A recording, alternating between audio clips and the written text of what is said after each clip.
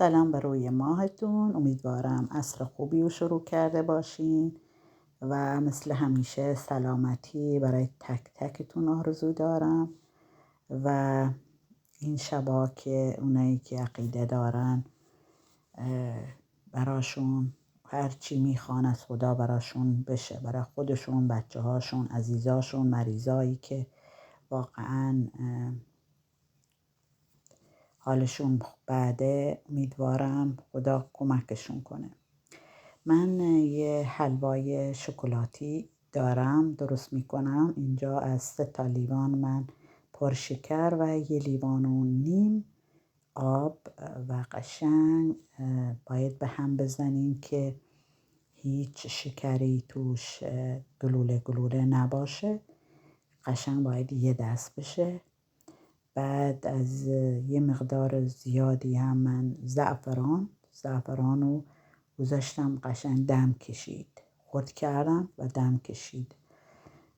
یه مقدار زیادی ریختم توش، باز یه ذره به همش زدم و از 3 دونه هم هل من استفاده میکنم برای اینکه مزه خیلی خوبی بهش میده.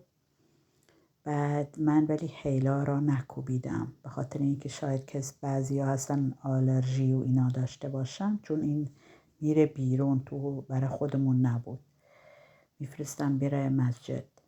بعد از 3 لیوان سرپر آرد قشنگ علک کردم. حتما علک کنین برای اینکه بعضی موقع آردار توشن گلوله هست. اینا اگه بیاد توی حلوای خوبی بهتون نمیده و این باید حتما این چیزاش بره، قشنگ یه دست باشه. و همینطور از 1.5 لیوان نشسته ذرت من استفاده کردم و اینم همینطور علکش کردم با یه مقداری از آرده که قشنگ قاطی شه و 1.5 لیوان شیر نیدو میشه، شیر خشک اسمش نیدوه. من از اون استفاده میکنم، برای حلواهام خیلی عالی میشه. بعد حتما چند بار اینو به همش بزنین قاطی بشه با آرد و شیره و نشسته. اگه قاطی نشه شاید بسوزه. وقتی قشنگ قاطی کردین، بعد مایتابه هاتون حتما مایتابه های خوبی باشه، مایتابتون بد نباشه. حالا قابلمه از مایتابه، من اینجا آب و شکرها را که گذاشتمش باید این به این غلیظی در بیاد، نه بیشتر نه کمتر. میذارینش کنار تا وقتی سرد بشه. اینجا من ریختمش توی مایتابه چدنی و قشنگ با این که دستمه به همش میزنم که یه دست بشه و رنگش باید عوض شه. یعنی بوی خامی آرد گرفته شد، اون موقع شروع میکنیم به روغن و کره. من از یه تقریبا 50 گرم کره استفاده کردم و روغن رو توی 2 مرحله من ریختم، چون که توی یه بار نمیدونین آرد با آرد فرق میکنه.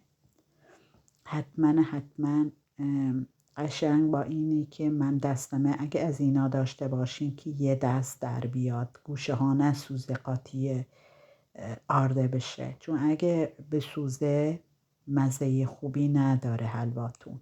حتما یک ذره اگه کمکی هم داشته باشی. من اینجا خیلی دستم در گرفت چون خیلی طول کشید، نزدیکی شاید 40-50 دقیقه من فقط اینو به هم زدم که یه دست در بیاد. من اینم توی لایو درستش کردم، خیلی سخت بود، اصلا آسون نبود. هم ویدیو باید میگرفتم و هم تو لایو اینو درست میکردم. یه ذره باید دستش توش باشه که یه دست در بیاد. اصلا گلوله نباید، ما شیر و نشستش یه دست باشه و رنگش باید رنگ قهوه‌ای نباید، به رنگ خیلی قشنگی داره. به اون رنگ که برسته، رنگش به رنگ زعفرانی، من میگم به این رنگ. بعد چون که این شیر نیدو و نشسته توشه، نباید خیلی قهوه‌ای بشه. بعد من از آب و شکره حتما باید سرد شده باشه، گرم نباشه. اینجا من اولش از 4 ملاقه استفاده کردم، قشنگ گذاشتم اینجا گازو، دوباره روشنش کردم و یه سره باز به همش زدم و اینجا باز 1.5 دیگه من اضافه کردم. به اندازه باید بریزین، نه زیاد نه کم. تو چند بار باید این آب و شکر رو بریزین، شیره ما بهش میگیم به کردی.